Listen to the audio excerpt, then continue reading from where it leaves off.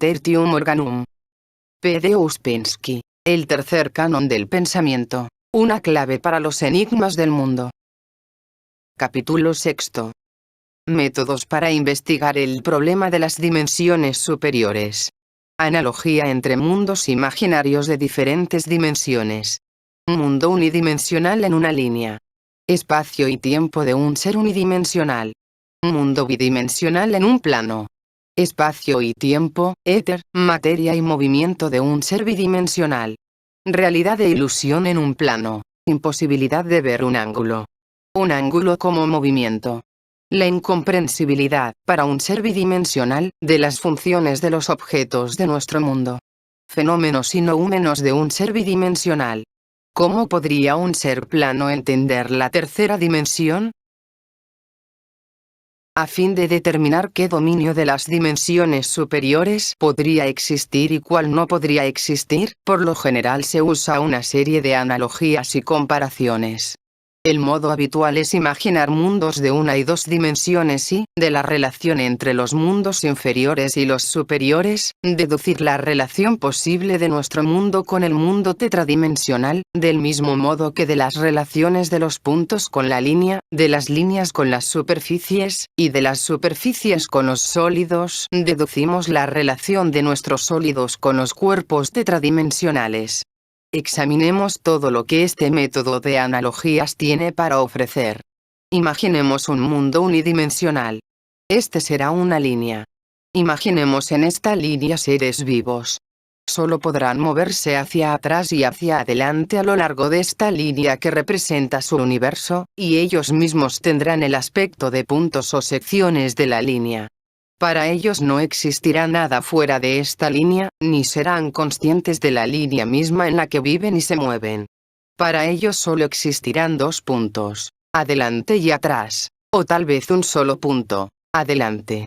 Observando cambios en el estado de estos puntos, el ser unidimensional llamará fenómenos a estos cambios. Si suponemos que la línea en la que el ser unidimensional vive pasa a través de varios objetos de nuestro mundo, entonces, en todos estos objetos el ser unidimensional verá un solo punto. Si su línea es intersectada por diferentes cuerpos, el ser unidimensional lo sentirá solo como la aparición, la existencia más o menos prolongada y la desaparición de un punto. Esta aparición, existencia y desaparición de un punto será un fenómeno. Para el ser unidimensional los fenómenos serán constantes y variables, de duración larga o corta, periódicos o no periódicos, de acuerdo con el carácter y las cualidades y el promedio y la naturaleza del movimiento de los objetos que pasan a través de la línea. Pero el ser unidimensional será totalmente incapaz de explicar la constancia o variabilidad, la duración larga o corta, la periodicidad o no periodicidad de los fenómenos de su mundo, y a estos los considerará simplemente como atributos inherentes a los fenómenos. Los cuerpos que intersectan a la línea pueden ser diferentes, pero para el ser unidimensional todos los fenómenos serán absolutamente idénticos, solo la aparición y la desaparición de un punto, y todos los fenómenos diferirán uno del otro solamente en la duración y la periodicidad mayor o menor. Esta curiosa monotonía y homogeneidad de los fenómenos, que, desde nuestro punto de vista son tan diversos y heterogéneos, será la característica peculiar del mundo unidimensional. Luego, si suponemos que el ser unidimensional posee memoria, veremos que, llamando fenómenos a todos los puntos que aquel vio, los referirá todos al tiempo. El punto que fue es un fenómeno que no existe más, y el punto que puede aparecer mañana es un fenómeno que no existe todavía. La totalidad de nuestro espacio, con la excepción de una línea, se llamará tiempo, o sea, algo de donde provienen los fenómenos y a dónde se dirigen.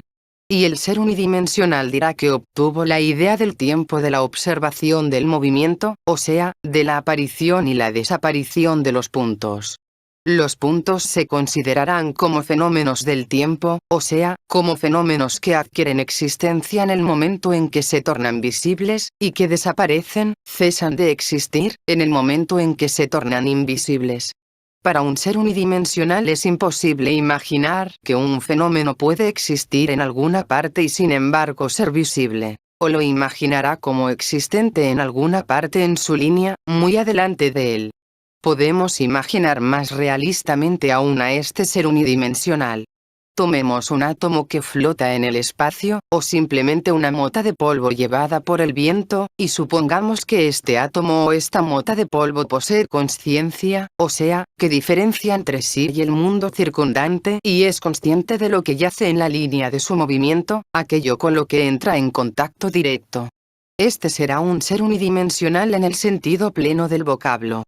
Puede moverse y flotar en todas las direcciones, pero le parecerá siempre que se mueve en una sola línea. Fuera de esta línea existirá para él solamente una vasta nada. Todo el universo le parecerá una sola línea.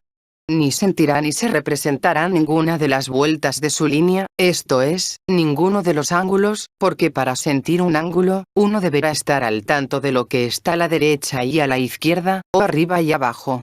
En todos los otros aspectos, este ser será absolutamente idéntico al ser imaginario que vive en la línea imaginaria que acabo de describir. Todo aquello con lo que entre en contacto, o sea, todo aquello de lo que sea consciente, le parecerá que emerge del tiempo, o sea, de la nada y que desaparece en el tiempo, o sea, en la nada. Esta nada será todo nuestro mundo. Aparte de una línea, la totalidad de nuestro mundo se llamará tiempo y se considerará que no tiene existencia real. Consideremos ahora al mundo bidimensional y a un ser que vive en un plano. Para este ser, el universo será un solo plano vasto. Imaginemos en este plano seres con la figura de puntos, líneas y figuras geométricas planas. Los objetos y cuerpos de este mundo tendrán también la forma de figuras geométricas planas. ¿Cómo percibirá su mundo un ser que viva en este universo plano? Podemos decir, primero de todo, que no sentirá el plano en el que vive. Sentirá los objetos, o sea, las figuras que están en este plano. Sentirá las líneas que las limitan, y por esa misma razón no sentirá su propio plano, porque si lo sintiera, sería incapaz de distinguir estas líneas. Las líneas diferirán del plano por el hecho de que producen sensaciones. Por consiguiente existen. El plano no produce sensaciones. En consecuencia no existe. Moviéndose a lo largo de este plano y no experimentando sensación alguna, el ser bidimensional dirá que en ese momento allí no existe nada. Acercándose a alguna figura y teniendo la sensación de sus líneas, dirá que apareció algo. Pero gradualmente, a través del razonamiento, el ser bidimensional llegará a la conclusión de que las figuras con que se encuentra existen sobre algo o en algo. De modo que a este plano puede llamarlo éter por supuesto, no sabrá que en realidad es un plano. Entonces, dirá que el éter llena todo el espacio, pero difiere de la materia en sus propiedades. De modo que a estas líneas las llamará materia. Como resultado, el ser bidimensional considerará todo lo que ocurre como ocurriendo en su éter, esto es, en su espacio. No podrá imaginar nada como fuera de este éter, o sea, fuera de su plano. Si algo que ocurre fuera de su plano llega a su conciencia, lo negará, tomándolo como subjetivo, o sea, como una creación de su imaginación, o pensará en eso como piensa en todos los otros fenómenos, como ocurriendo en ese plano mismo, en el éter. Sintiendo solamente las líneas, el ser plano las sentirá de modo muy distinto de nosotros. Primero de todo, no sentirá un ángulo. En la práctica, esto es muy fácil de verificar. Si a nivel de nuestros ojos sostenemos dos cerillas puestas en superficie horizontal en ángulo una con otra, veremos una sola línea. Para ver el ángulo deberemos mirar desde arriba. El ser bidimensional no puede mirar desde arriba, y en consecuencia no puede ver un ángulo. Pero midiendo la distancia entre las líneas de los diferentes sólidos de su mundo, el ser bidimensional estará constantemente confrontado con ángulos y considerará al ángulo como una extraña propiedad de la línea que a veces aparece y otras veces no aparece. En otras palabras, referirá el ángulo al tiempo, lo considerará como un fenómeno temporal transitorio, un cambio en el estado del sólido, o como movimiento. Para nosotros, es difícil entender esto, difícil imaginar cómo un ángulo puede tomarse como movimiento. Pero esto debe ser necesariamente así y no puede ser de otro modo. Si tratamos de visualizar cómo un ser plano estudiara un cuadrado, veremos que para un ser plano el cuadrado debe ser necesariamente un cuerpo móvil. Imaginemos un ser plano que se enfrenta con uno de los ángulos del cuadrado. No ve el ángulo, frente a él hay una línea, pero una línea que posee extrañísimas propiedades. Cuando se acerca a esta línea, el ser bidimensional verá que a la línea le ocurre una cosa extraña. Un punto permanecerá en su lugar, pero los otros puntos, a ambos lados, se alejarán hacia atrás. Repito, el ser bidimensional no tiene idea de un ángulo. En su apariencia externa, la línea seguirá siendo la misma que fue. Empero, algo le estará ocurriendo indudablemente. El ser plano dirá que la línea se mueve, pero tan rápidamente que parece inmóvil.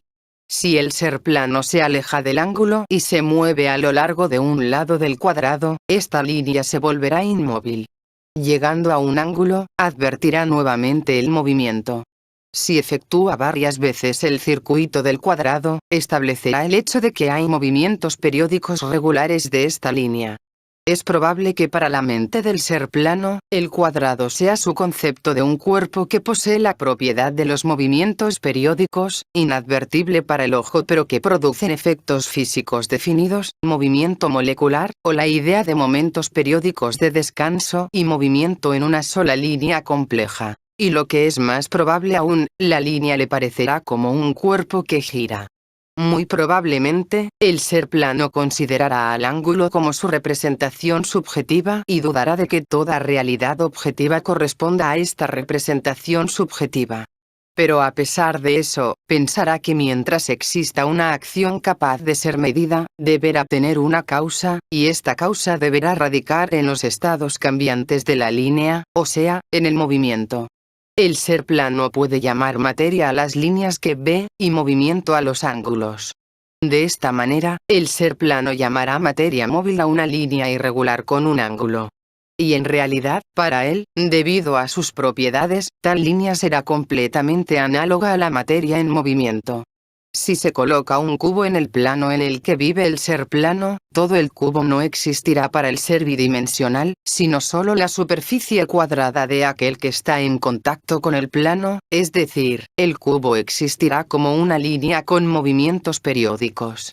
Del mismo modo, todos los otros cuerpos que están fuera de su plano, tocando su plano o pasando a través de él, no existirán para el ser bidimensional. Él podrá sentir solamente sus superficies de contacto o sus secciones. Pero si estas superficies o secciones se mueven o cambian, muy naturalmente, el ser bidimensional pensará que la causa del cambio del movimiento radica en ellos mismos, o sea, está también allí, en su plano. Ya se ha dicho que el ser bidimensional considerará solamente a las líneas rectas como materia inmóvil, las líneas irregulares o curvas le parecerán que se mueven. Con respecto a las líneas que realmente se mueven, o sea, las líneas que unen las secciones o las superficies de contacto de los cuerpos que se mueven a través del plano o a lo largo del plano, estas contendrán algo incomprensible para un ser bidimensional, algo imposible de medir. Parecerán tener en ellos algo autoexistente, autodependiente, animado. Hay dos razones para esto. El ser bidimensional puede medir ángulos y curvas inmóviles, a cuyas propiedades las llama movimiento, por la misma razón de que aquellos están inmóviles. Pero no podrá medir figuras móviles porque los cambios que hay en ellas están fuera de su control. Estos cambios dependerán de las propiedades de todo el cuerpo y de su movimiento, mientras que el ser bidimensional conoce solo su sección, solo un lado del cuerpo total. No teniendo idea de la existencia de ese cuerpo y respecto a su movimiento como inherente a los lados y secciones, probablemente los considerará como seres vivos. Les acreditará la posesión de algo que está ausente en los cuerpos corrientes, energía vital, o incluso alma. Un ser bidimensional considerará que este algo es incognoscible puesto que es el resultado de un movimiento incomprensible de cuerpos incomprensibles. Si imaginamos un círculo estacionario que está en el plano, a un ser bidimensional este círculo le parecerá una línea móvil, que posee un movimiento extrañísimo e incomprensible. El ser plano nunca verá este movimiento.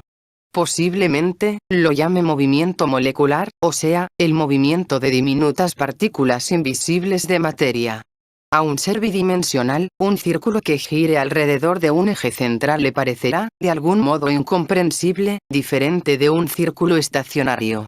Se verá que ambos se mueven, pero que se mueven de modo diferente.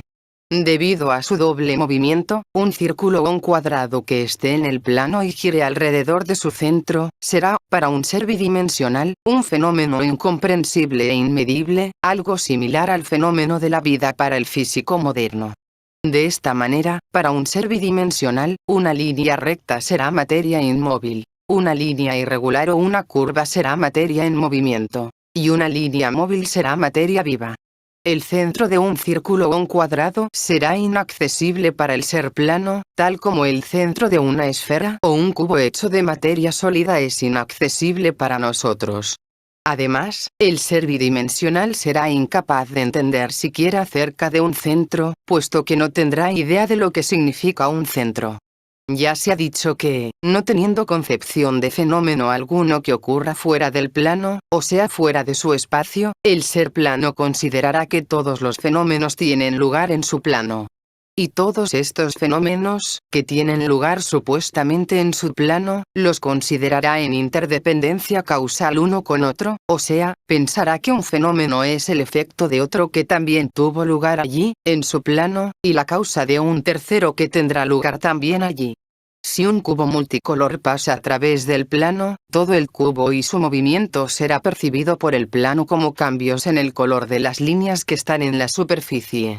Así, si una línea azul reemplaza a una roja, el plano considerará la línea roja como un acontecimiento pasado. Dirá que la línea es la misma pero que se volvió azul debido a ciertas causas de naturaleza física. Si el cubo se pone en marcha hacia atrás y la línea roja reemplaza de nuevo a la línea azul, este será un fenómeno nuevo para el ser plano. Dirá que la línea se volvió roja nuevamente.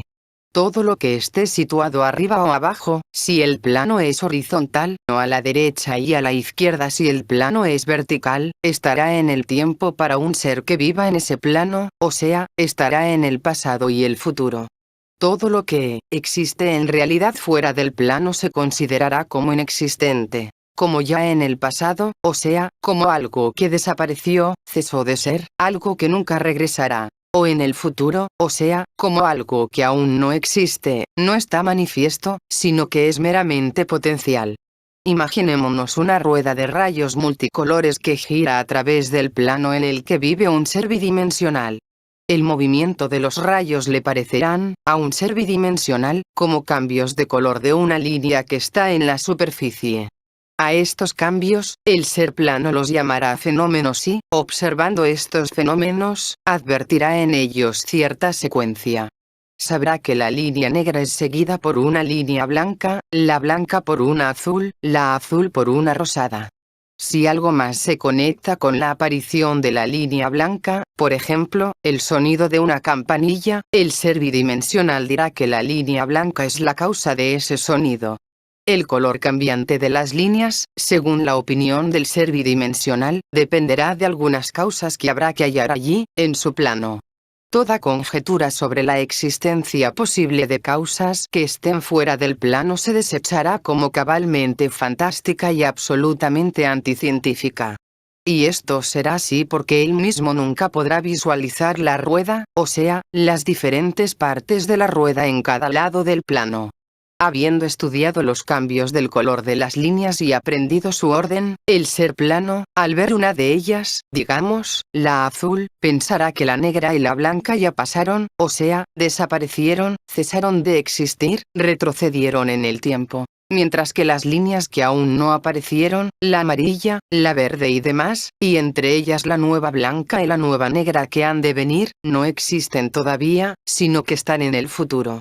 De esta manera, aunque no sea consciente de la forma de su universo y considerándolo como infinito en todas las direcciones, el ser plano pensará involuntariamente en el pasado como en alguna parte en un lado de todo, y al futuro como en alguna parte en el otro lado de todo. Es así como el ser bidimensional llega a la idea del tiempo. Vemos que esta idea surge del hecho que, de las 3 dimensiones del espacio, el ser bidimensional es consciente de solo 2. A la tercera dimensión solo la siente a través de sus efectos en el plano. Por tanto, la considera como algo distinto de las 2 primeras dimensiones del espacio, y las llama tiempo. Imaginémonos ahora 2 ruedas de rayos multicolores que giren a través del plano en el que el ser bidimensional vive, y que giren en direcciones opuestas. Los rayos de una de ellas vienen de arriba hacia abajo. Los rayos de la otra vienen de abajo hacia arriba. El ser plano nunca notará esto. Nunca notará que en la dirección en la que para una línea visible para él está el pasado, para la otra línea está el futuro. Este pensamiento nunca se le ocurrirá siquiera, porque tendrá una idea muy nebulosa del pasado y del futuro, y los considerará solamente como conceptos, y no como hechos concretos. Al mismo tiempo estará firmemente convencido de que el pasado avanza en una dirección y el futuro en otra. Le parecerá un brutal absurdo que de un lado algo pasado y algo futuro estén juntos, y del otro, estén también juntos, algo futuro y algo pasado. No menos absurda será la idea de que algunos fenómenos aparecen desde donde otros desaparecen y viceversa. Persistirá en pensar que el futuro es aquello de lo que todo proviene y el pasado es aquello a lo que todo se dirige, y de lo que nada regresa. El ser plano será incapaz de entender que los fenómenos pueden proceder tanto del pasado como del futuro. Así vemos que el ser plano tendrá una visión muy ingenua del color cambiante de la línea que está en la superficie. La aparición de diferentes rayos la considerará como cambios del color de una misma línea, y, para él, la aparición recurrente de un rayo del mismo color será, cada vez, una nueva aparición del color dado. Empero, habiendo notado cierta periodicidad en los cambios del color de las líneas en la superficie, habiendo memorizado el orden de su aparición y aprendido a determinar el tiempo de la aparición de ciertos rayos en relación con algún otro fenómeno más permanente, el ser plano podrá predecir el cambio de la línea de un color al otro. Entonces dirá que estudió este fenómeno, o sea, que puede aplicarle el método matemático, puede calcularlo. Si entramos en el mundo del ser plano, sentirá solo las líneas que limitan las secciones de nuestros cuerpos. Estas secciones, que serán para él seres vivos, aparecerán de ninguna parte, cambiarán por una razón no aparente, y desaparecerán en alguna parte de manera milagrosa.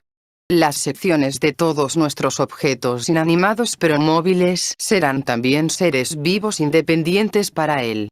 Si la consciencia de un ser plano pudiera tener la más débil sospecha de nuestra existencia o entrar en algún género de comunicación con nuestra consciencia, para él seríamos seres superiores, omniscientes, tal vez omnipotentes y, sobre todo, incognoscibles, de una categoría totalmente incomprensible. Veríamos su mundo como es y no como se le aparece a él. Veríamos el pasado y el futuro. Seríamos capaces de predecir, dirigir e incluso crear acontecimientos. Conoceríamos la esencia de las cosas. Sabríamos qué es la materia una línea recta, qué es el movimiento una curva, una línea irregular, un ángulo. Veríamos el ángulo y veríamos el centro. Y esto nos daría una ventaja enorme sobre un ser bidimensional. En todos los fenómenos del mundo bidimensional veríamos mucho más de lo que el ser plano ve, o veríamos algo enteramente diferente de lo que él ve. Podríamos decirle muchas cosas nuevas, inesperadas y sorprendentes acerca de los fenómenos de su mundo, si él pudiera oírnos y entendernos. En primer lugar, podríamos decirle que lo que él considera fenómenos como ángulos y curvas, son las propiedades de cuerpos superiores. Que otros fenómenos de su mundo no son fenómenos sino solo partes o secciones de fenómenos, que lo que él llama cuerpos son solo secciones de cuerpos, y además, muchas otras cosas. Podríamos decirle que, a ambos lados de su plano, o sea, su espacio o su éter, hay un espacio infinito, al que el ser plano llama tiempo, y que en ese espacio se hallan no solo las causas de todos sus fenómenos sino los fenómenos mismos, del pasado o del futuro. Y podríamos añadir que un fenómeno no es solo algo que ocurre y luego cesa de existir, sino que es una combinación de las propiedades de cuerpos superiores. No obstante, hallaríamos muy difícil explicarle algo a un ser plano, y él encontraría dificilísimo entendernos. Sobre todo, eso sería difícil porque él no tendría conceptos que correspondieran a nuestros conceptos. Faltarían las palabras necesarias. Por ejemplo, sección sería para él un vocablo completamente nuevo e incomprensible. Luego, ángulo, sería asimismo una palabra incomprensible. Centro, más incomprensible aún. La tercera perpendicular, algo insondable, que está fuera de su geometría. Lo más difícil de entender para el ser plano sería el error de su idea del tiempo. Nunca podría imaginar que lo que pasó y lo que ha de venir existen simultáneamente en líneas en ángulos rectos a su plano. Nunca entendería que el pasado es idéntico al futuro, puesto que los fenómenos pueden venir e ir de un lado u otro. Pero lo más difícil de entender para el ser plano sería que el tiempo contiene dos ideas, la idea del espacio y la idea del movimiento en este espacio. Ya hemos señalado que aquello a lo que un ser bidimensional que viva en un plano llama movimiento, tiene para nosotros un aspecto enteramente diferente. En su libro La cuarta dimensión, bajo el título El primer capítulo en la historia de cuatro espacios, Hinton escribe: Parménides, y los pensadores asiáticos con los que está en estrecha afinidad, proponen una teoría de la existencia que está íntimamente de acuerdo con un concepto de una posible relación entre un espacio superior y un espacio inferior. Esta teoría es la que en todas las edades tuvo fuerte atracción para el intelecto puro, y es el modo natural de pensamiento para quienes se abstienen de proyectar su propia volición dentro de la naturaleza bajo el disfraz de la causalidad. Según Parménides de la escuela de Elea, el todo es uno, inmóvil e inmutable. Lo permanente en medio de lo efímero, aquel peldaño del pensamiento, aquella sólida base del sentimiento de cuyo descubrimiento depende toda nuestra vida, no es un fantasma. Es la imagen en medio del engaño del verdadero ser, lo eterno, lo inmóvil, el uno. Así dice Parménides. Pero ¿cómo explicar esta cambiante escena, estas mutaciones de las cosas? Ilusión, responde Parménides. Distinguiendo entre verdad y error, había de la verdadera doctrina del uno, la falsa opinión de un mundo cambiante. No es menos memorable por la manera en que defiende que por la causa que defiende. ¿Podrá la mente concebir un cuadro intelectual más delicioso que el de Parménides, señalando al uno, al verdadero, al inmutable y sin embargo, por otro lado, listo para discutir todas las modalidades de falsa opinión? En apoyo de la verdadera opinión, procedió mediante el método negativo de demostrar la antinomia de las ideas de cambio y movimiento. Para expresar su doctrina en el ponderado modo moderno, debemos declarar que el movimiento es fenoménico, no real. Representémonos su doctrina. Imaginemos una extensión de agua quieta en la que, con un movimiento, se hace descender verticalmente y hacia abajo una vara oblicua. Que 1, 2 y 3, figura 1, sean tres posiciones consecutivas de la vara. A, B y C serán las tres posiciones consecutivas del encuentro de la vara con la superficie del agua. Cuando la vara baja, el encuentro se moverá de A, B y C. Supongamos ahora que quitara toda el agua, salvo una película. En el encuentro de la película y la vara habrá una interrupción de la película.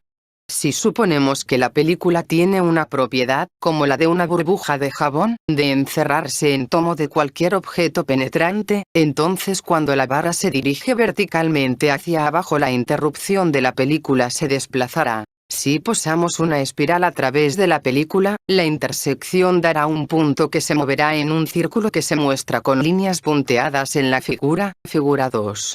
Para el ser plano, tal punto, que se mueve en un círculo sobre su superficie, será probablemente un fenómeno cósmico en la naturaleza del movimiento de un planeta en su órbita. Supongamos ahora que la espiral está quieta y la película se mueve verticalmente hacia arriba. El movimiento circular del punto continuará hasta que se detenga este movimiento. Si en vez de una espiral tomamos una complicada estructura de espirales, líneas inclinadas, líneas rectas, líneas irregulares y curvas, entonces, con el movimiento de la película hacia arriba, tendremos en la película un mundo total de puntos móviles, cuyos movimientos al ser plano le parecerán independientes. El ser plano explicará naturalmente estos movimientos como dependientes uno del otro, y nunca se le ocurrirá que la naturaleza de este movimiento es ficticia y que éste depende de él. Si examinamos la relación del ser plano con el mundo tridimensional, veremos que el ser plano bidimensional hallaría muy difícil entender toda la complejidad de los fenómenos de nuestro mundo, como se nos presenta. El ser plano está acostumbrado a representarse un mundo demasiado simple. Considerando las secciones de los cuerpos como cuerpos, el ser plano solo los compararía respecto de su largo y su curvatura mayor o menor, o sea, para él su velocidad mayor o menor de movimiento. Tales diferencias como existen para nosotros entre las cosas de nuestro mundo, no podrían existir para él. Las funciones de los objetos de nuestro mundo estarían cabalmente más allá de su comprensión. Serían incomprensibles, sobrenaturales. Imaginemos una moneda o una vela, ambas del mismo diámetro, ubicadas en el plano en el que viven los seres bidimensionales. Para el ser plano, aquellas serían dos círculos iguales, o sea, dos líneas móviles, absolutamente idénticas. Nunca descubriría diferencia alguna entre ellas. Para él, las funciones que la moneda y la vela tienen en nuestro mundo serían enteramente terra incógnita. Si tratamos de imaginar qué tremenda evolución tendría que experimentar el ser plano a fin de entender las funciones de la moneda y la vela y la diferencia entre estas funciones, deberíamos entender qué es lo que divide al mundo plano del mundo tridimensional. Antes que todo, se dividen debido a la cabal imposibilidad, en un plano, de imaginar siquiera algo parecido al mundo tridimensional con toda la variedad de sus funciones.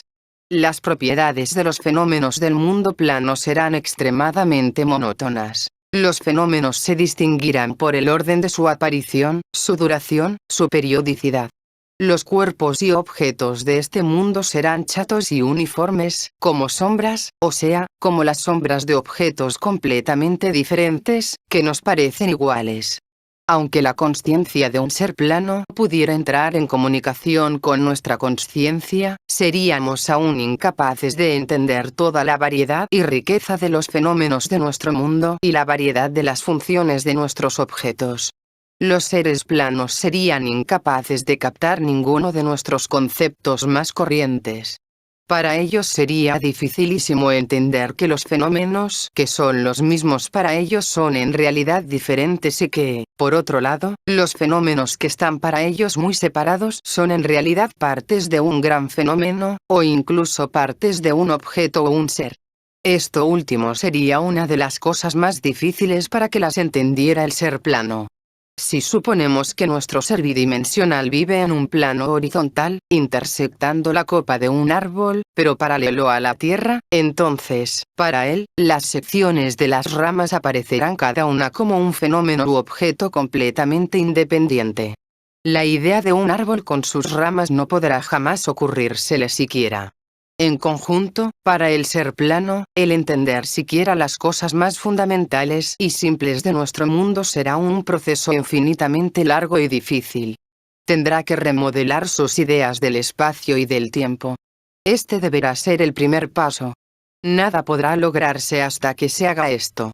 Mientras el ser plano visualice todo nuestro universo en el tiempo, o sea, refiera al tiempo todo lo que está a ambos lados de su plano, nunca entenderá nada. A fin de empezar a entender la tercera dimensión, el ser bidimensional que vive en el plano deberá visualizar espacialmente todos sus conceptos del tiempo, o sea, traducir su tiempo en espacio. Para lograr siquiera vislumbrar un concepto correcto de nuestro mundo, deberá reconstruir completamente todas sus ideas del mundo, revalorizar todos sus valores, reexaminar todos sus conceptos. Deberá desunir todos aquellos conceptos que unifican y juntar aquellos que desconectan y, sobre todo, deberá crear una cantidad infinita de nuevos conceptos. Si colocamos 5 puntas de los dedos en el plano de un ser bidimensional, esto representará para él 5 fenómenos separados. Tratemos de imaginar la enorme evolución mental que el ser plano deberá experimentar para entender que los 5 fenómenos separados en su plano son las puntas de los dedos de la mano de un ser grande, activo e inteligente, el hombre. Sería extremadamente interesante seguir, paso a paso, el camino que el ser plano deberá recorrer para llegar a entender nuestro mundo que, para él, está en la región de la misteriosa tercera dimensión, o sea, parcialmente en el pasado, parcialmente en el futuro. A fin de comprender al mundo tridimensional, el ser plano deberá, primero de todo, cesar de ser bidimensional, o sea, deberá volverse tridimensional. En otras palabras, deberá entrar en los intereses vitales de un espacio tridimensional. Si siente los intereses de esa vida, por este mismo hecho, se alejará de su plano y nunca podrá regresar allí. Entrando cada vez más en la órbita de ideas y conceptos que antes le eran totalmente incomprensibles, no será más un ser bidimensional, sino que se convertirá en un ser tridimensional. Pero para esto, el ser plano deberá ser realmente tridimensional, o sea, sin ser consciente de ello, deberá poseer una tercera dimensión. Un ser realmente bidimensional nunca será tridimensional. A fin de llegar a ser tridimensional deberá ser tridimensional. Entonces, al fin podrá librarse de la ilusión de la bidimensionalidad del mundo y de él mismo, y sentir el mundo tridimensional.